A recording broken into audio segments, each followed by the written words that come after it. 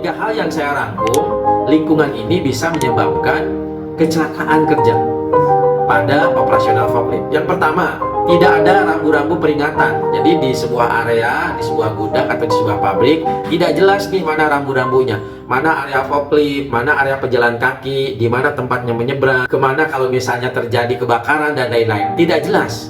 Maka ini sangat penting bagi pengusaha, bagi para pengurus perusahaan untuk memperjelas mana rambu-rambu yang harus digunakan, mana rambu-rambu yang harus dipasang di setiap lingkungan kerjanya.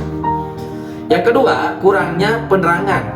Ini juga bisa menjadi penyebab kecelakaan karena buruknya penerangan. Jika forklift itu bekerja dalam ruangan tertutup atau shift malam, sangat penting menjaga intensitas cahaya, di mana standar cahaya yang ditetapkan oleh Menteri Kesehatan yaitu 300 lux ya, jika diukur oleh lux meter. Nah, ini artinya seorang pengurus pemilik perusahaan harus secara berkala mengecek lingkungan pekerjaannya. Supaya apa? Supaya tingkat cahaya ruangan ketika sedang bekerja masuk ke dalam standar kesehatan kerja. Dan ini salah satunya adalah menanggulangi bahaya kecelakaan. Yang ketiga, areanya sempit atau kurang penataan. Hal ini juga bisa menjadi penyebab terjadinya kecelakaan karena forklift itu adalah rata-rata berukuran besar dan berat sehingga saat membawa beban sulit dikendalikan. Nah, inilah kenapa pengoperasian forklift biasanya butuh space yang luas, butuh ruangan yang lebar, atau walaupun misalnya tidak lebar, dia tertata rapih, di mana nyimpen barang, di mana nyimpen palet, bagaimana raknya dan lain-lain. Supaya ada jarak bebas dan yang cukup jika forklift sedang beroperasi. Tidak ada rambu-rambu, kurangnya penerangan, dan area sempit adalah bisa saja menjadi faktor penyebab kecelakaan. Faktor yang ketiga adalah faktor manusia, faktor Anda, faktor saya. Nah, ini yang paling dominan. Apa saja penyebabnya di faktor manusia ini, teman-teman? Saya rangkum ada 3 juga nih.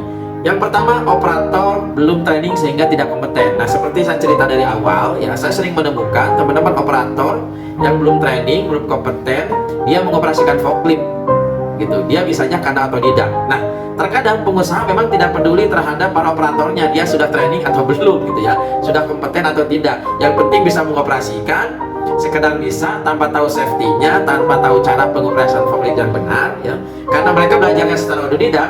Inilah sebenarnya yang akan jadi fenomena gunung es yang sewaktu-waktu akan mencair dengan terjadinya kecelakaan kerja karena operator belum memahami secara benar bagaimana pengoperasian sebuah forklift. Yang kedua, operator sedang sakit. Kesehatan sangat penting, teman-teman. Itulah sebabnya ada Undang-Undang K3, ada peraturan menteri yang mengatur, ada peraturan Menteri Kesehatan bagaimana seseorang itu bekerja. Tetapi di lapangan, lagi-lagi biasanya para pengurus, para pengusaha tidak konsen terhadap itu. Biasanya mereka hanya konsentrasi terhadap target.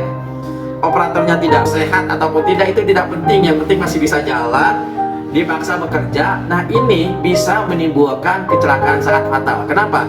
Seorang operator forklift ketika sedang sakit, ketika sedang tidak fit badannya, biasanya konsentrasi agak buyar.